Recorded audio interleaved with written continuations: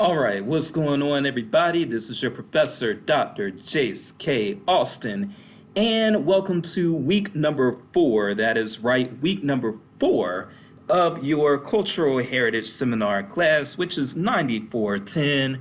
But there are several classes that actually are designated as 9410 because it is a seminar class class number for classes that have not been assigned their own number yet because they have not been taught enough times yet. So that's how that works. If you have more than one 9410 on your transcript, there's a good chance that they are still different classes that you took and they just have that same call number. So whoever needed to hear that, now you've heard it. But anyway, this is the check-in video. This is me saying hi. This is me adding a little bit of a multimedia content to this class. And there are people who do appreciate having an exchange with the professor and some who don't. So the check-in videos for this course are optional, meaning that if you don't want to watch me right now, you can stop right here. Or if you want to keep going, you can. But I do this just so that I can build a bit of a relationship with my students and so that they get that interaction with professors, because there is research out there that suggests that one thing that students appreciate about having multimedia in online classes is that it does give them an opportunity to communicate with the professor or to hear the professor communicate. Otherwise, it is just pretty much like any other, to some people, it's just like any other sort of like just any sort of class that you can take in one of these online environments for free or whatever, but you're actually paying for this. So I want you to get the type of mileage out of it that you can. So that's where we are with this course updates. Let's try to keep this video under 20 minutes. I think I can do it. By the way, as y'all know, I speak slow, so you can always speed this up. But let's talk about some course updates really quick, or the state of the course, as you will. So I will say that the course is going very well so far. I wanted this course to be discussion heavy. So far, y'all have kept on the spirit of that, because what I wanted was a course where people are learning from one another. This is different, I would say, from my reference class, where I tend to do a lot of the teaching and the people are just kind of along for the ride. One thing that you all have done a wonderful job of in the discussion prompts is that y'all have introduced us to cultural heritage that you are familiar with. You've explained it. You've explained things that you believe about it. And we are all learning from each other that way. And I'm learning from you all too, because I'm learning about some places that I never knew about. I'm considering some things that I hadn't considered in the past. And it is because your discussion posts are so great. Keep up this high level of discussion posts. I read them and I enjoy them. So again, another difference between this and the reference class is, yeah, with my reference class, things can start to get repetitive as far as what the students are saying. So yes, I have to read the posts, but I don't necessarily find them entertaining. The students are brilliant, so that's not a diss to the students. But how many different things can be said? You know what I'm saying? But when it comes to this cultural heritage course, you're all introducing me to different heritage. You're all explaining different things from different perspectives. It's very energizing, and I'm hoping that I enjoy teaching this class more than I've enjoyed teaching any other class. That's how it's gone so far, and I do believe you all will keep it going. Now, let's talk about some things that are coming up. First of all, you all did wonderful with the sync session with Dr. Benjamin. I spoke with her via email recently, and well, at the end of last week, and she appreciated the opportunity and she appreciated the questions you all asked. So kudos to you on that. Now, you have an assignment coming up. We have our first assignment coming up. Let's look at it. It is going to be your visit to the cultural heritage site or resource, and this should not be too difficult, quite frankly. You've got a rubric here. It's a total of 10 points. I am hoping to give everyone the full 10 points, but I will deduct points as I have to. If you have any questions about this assignment prompt, please let me know. And if you don't think that you can meet the requirement of this assignment to actually visit a heritage resource in person, then please, again, let me know. And I've got at least 2 students who, due to very extenuating circumstances, are going to have to do this assignment by visiting an online museum or virtual museum.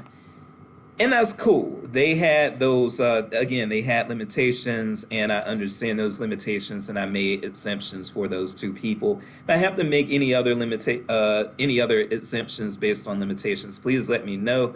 But I think the fun of cultural heritage is actually going out there and looking at it, going out there, interacting with it, and doing it in real time, in presence, in person. So that's why I am hoping that most of you are actually visiting your heritage site in person. But if you cannot do that due to transportation issues or something else, then yes, I understand, but you need to let me know that right away. I want you to get the most that you can out of this course. And so I think that visiting these sites in person allows you to get the most that you can out of this course. So that is that. This is going to be due on February the 16th at 11:59. It'll be due February 16th at 11:59. This availability thing is just something that I have in Canvas. You'll be able to upload the assignment for late points up to a week later. So if you don't finish it by 11:59 p.m. on the 16th, which is Sunday night, then you do have another week of time where you can get it in for a late penalty. So I am expecting everyone to turn one in, and if you have any questions, again, please let me know. I am looking for, as far as this last piece here, I am looking for you all to cite sources. I am looking for you to actually build your context based on what other people have written. I'm trying to get you all to look at this from a more scholarly angle of building upon what is already out there as far as rhetoric. So, yes, if you are not, I should say, if you are not used to citing sources and building upon literature in reflections, then you're gonna have to do it this time, and shouldn't be that difficult. A lot of the sources that you have in the class can actually be sources that can be used on an assignment like this. So I just want that to be clear as well. You have resources that will allow you to you have readings in the class that should allow you to start building some context. And it is perfectly fine to cite resources from the course in your reflections in any papers. So any readings in the course or any videos, we have videos in the course as well, those can be cited in the works cited as things that build your context. And in fact, that's part of why I picked the readings that I did, is because I think that really everything that you all have to read in this class could potentially be cited and used either in a discussion prompt or in a paper or in one of the assignments for the class. So there is a method to my madness, regardless of how mad I'm actually getting. So that is that. One thing that I also like to do in the check-in videos that I'm going to do right now is I'm just going to talk about things that catch my interest, if they are related to the subject. And what I'm going to talk about today, I actually lived in the state of Virginia as a teenager. So I lived right outside of Richmond, Virginia. You could actually walk to the Richmond, Virginia city limits from my mom's house in North Chesterfield, Virginia. And the place that I was living in was called Meadowdale. Some people, when making fun of the area, called it Ghetto-dale. But the area that I'm from, or that I was living in as a teenager, is called Meadowdale in North Chesterfield, Virginia. So I've got some connections to Virginia, and I know we've got some students who have some connections to Virginia. Virginia, for those of you who don't know, Richmond, which again, I was living just outside of Richmond. Richmond was one of the Confederate capitals. I know that Greensboro was also a Confederate capital for a little while. And I know there was at least one other site, maybe in either Alabama or Mississippi, that was a Confederate capital. But Richmond, when people think about Richmond, if you ask people about Richmond, one thing that they will say is, oh, Confederate capital. That's just what Richmond is associated with. And Richmond, as far as I'm concerned, doesn't have a whole lot of identity outside of being the Confederate capital. If you're from Richmond and offended, I'm sorry, but I'm just going to keep it real. A lot of things you can. I look at cultural heritage as something that, helps locales establish identity. And Richmond, as far as identity, I just don't know. I don't know. Even though I lived there for several years, when I think about Richmond's identity and what gives Richmond a claim to fame, it's being the Confederate capital, I hate to say, but that's what I think about. That's opposed to, when you talk about Charlotte, you talk about the financial industry. When you talk about Kansas City, you're talking about barbecue, and you're talking about you're definitely talking about barbecue. You're talking about jazz. In these days, yes, you're talking about the Chiefs as well. When you talk about Greensboro, a lot of people don't really associate that as readily as the Confederate capital. A lot of people talk about colleges when they talk about Greensboro because there's such a large concentration of colleges there. So I'm just rattling those things off. But yeah, Richmond, Confederate capital, strong Confederate pride and Confederate heritage legacy in Richmond. Richmond is also currently the capital of the Commonwealth of Virginia. I don't think that's going to change anytime soon. And so what has happened? When I was a teenager, yes. There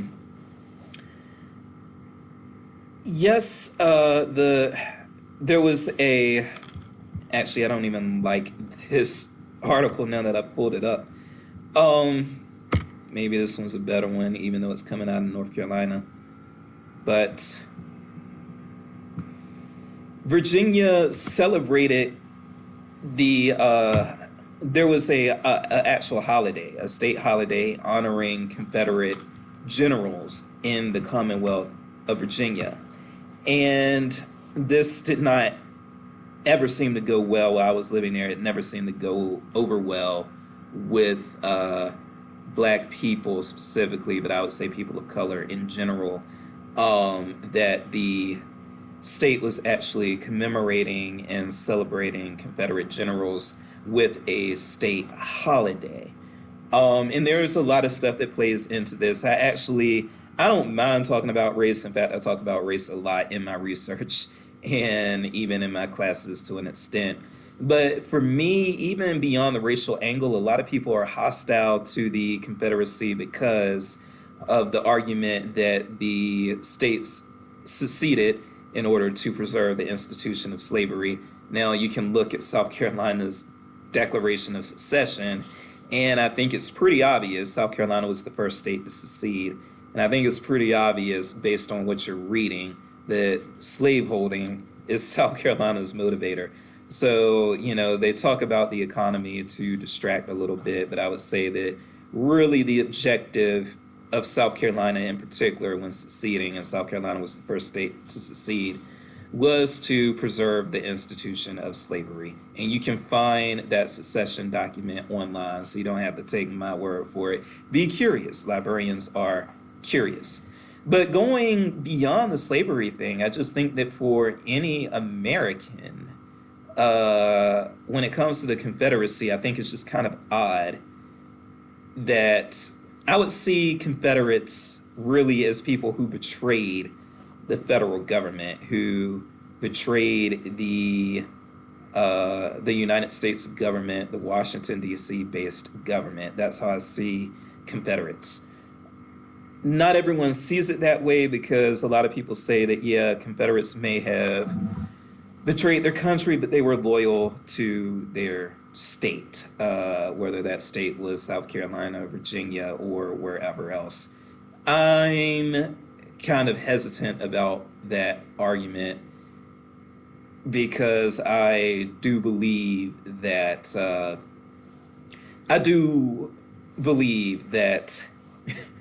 secession from the Union, I feel, is actually both a betrayal of state and country, because I do feel that the individual states are constituencies of the United States legislature, and I think that within the United States Congress and the United States Senate, I feel that by sending delegates out to Washington, D.C. to serve and represent these states, I do believe that we are forming a union even right there. And I think that states, by sending representatives to Washington, D.C., are agreeing to be a part of the union. So I probably didn't explain my position as well there as I had hoped. But yeah, I would just say that I don't necessarily buy this argument that you can be loyal to state and not loyal to country. I think that by betraying country, you are indeed betraying state. You do not have to agree with me. That is the thing. That's the beauty of this. You can totally disagree with that. But I do think that we are asking a lot, therefore, of our United States citizens to pay taxes to upkeep institutions that rebelled against the United States. So the way I look at it is there are American taxpayers who are paying taxes to preserve the legacy of Confederates who betrayed the United States government. And I'm not necessarily keen to that. I am very much happy to be an American. I don't know if I will always be in the United States for the rest of my life, but I was born and raised here and proud of it, and my family goes back generations. As you're going to see in the Nitsnats video, Bill will be talking about the Austin family because he knows quite a bit about them. And yeah, we've been enslaved in this country since before the 1770s, way before that. As soon as Warren County was established, my ancestors were here. Okay. So I'm just putting it out that way. I don't think that it is really proper for us to expect American taxpayers to fund state holidays or to fund commemoration of those who rebelled against the United States. And I will say this just as an aside. So there is actually a road in Durham, North Carolina that is named after the British General Cornwallis. There is a Cornwallis Road or Cornwallis Highway or something in Durham, North Carolina that's named after him. So when I was having this discussion about I don't think that anybody who fought against the United States should be commemorated with United States taxpayer money, I had some pro-Confederacy person hit me back with a smart-ass comment about, oh, okay, so I guess you want Cornwallis Road renamed then because that's named after General Cornwallis and he fought against the United States. And I don't think this person was expecting me to say, yeah, of course, but that's exactly what I said. Yeah, of course. No, I don't think that anyone who fought against the United States should then be commemorated with United States tax dollars unless that person who fought against the United States did so for what could be seen as a noble cause. And I'm not sure that the Confederacy or that the British colonialism, I'm not sure that either of those are noble causes. So I'm just going to leave that right there. Due to ongoing outcry, Virginia has made this move to no longer have a state holiday honoring the Confederate generals. It'll be an election day off instead, and I think that is proper. Now, any private individual who wants to go around, any private individual who wants to go around actually spending their own money or spending, group money. Like if the Sons of Confederate Veterans want to spend their own money for upkeep of Confederate monuments and that sort of thing, upkeep of a Confederate museum or whatever the case may be, totally fine with that. I don't necessarily like the concept, but my taxpayer dollars are not being spent to do it. So, it just is what it is at that point. I'm not going to make a big deal out of it. But I definitely do not think that the money of the taxpayers should be used for Confederate commemoration. Do you agree or disagree? It is fine to disagree. It will not affect your grade. I am not that type of professor. I think that when we are able to disagree with one another, we all grow. So having said that, if you do disagree, you are more than welcome to say something about it in the free-for-all discussion board area. And in fact, that is where anytime that you want to comment on something that I say in one of these check-in videos, because these check-in videos can be controversial, please do not just absorb controversial statements from me. Please head to the area and dole it out. Call me out if you think that I am saying something that is wrong. You know what I'm saying? Because I'm not always right, and my opinion isn't any more valid than yours. I mean, I might have read more and studied more because of where I am in my career as opposed to where you are in your career. But that is remedied as soon as you start reading. So, once you start reading, me and you are equals, and you may have started reading a long time ago and have way more knowledge about this than I do. So always look at that. Again, you all are doing a fantastic job. I am very happy that Mizzou is letting me teach this course, and I'm very happy with the group of students that I have taken this course. Keep it up. It's wonderful so far, and I hope it continues to be wonderful. Stay warm, stay dry. I'm a Panthers fan, but congratulations to the Chiefs. Love y'all, and I am out.